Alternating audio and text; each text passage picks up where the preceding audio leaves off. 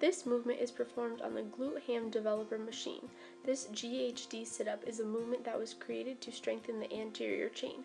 Traditionally, it takes an athlete through an end range of spinal extension using abdominals to return to a seated position, while also performing hip flexion, knee extension, and ankle dorsiflexion.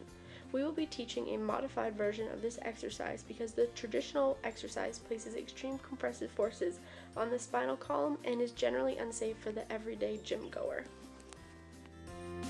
The athlete begins by adjusting the footplate to suit their individual anthropometrics.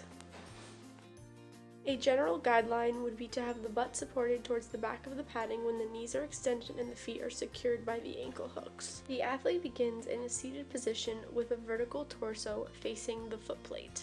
Movement is initiated by leaning back and down while maintaining a neutral spine, co-contracting the rectus abdominis and erector spinae muscles. These muscles are working eccentrically.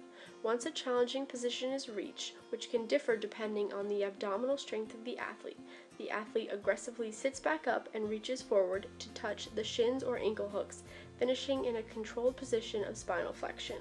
While sitting up, the athlete is contracting the trunk flexors, rectus abdominis, internal oblique, and external oblique, the hip flexors, iliacus, psoas major, TFL, rectus femoris, the knee extensors, vastus lateralis, vastus medialis, vastus intermedialis, and rectus femoris, and the ankle dorsiflexors, tibialis anterior, and extensor digitorum. One common mistake is failing to simultaneously fire hip flexors and knee extensors while sitting up. Another common mistake is failing to keep the C-spine in line with the rest of the body, either extending to look back during the eccentric phase or flexing to look down during the concentric phase.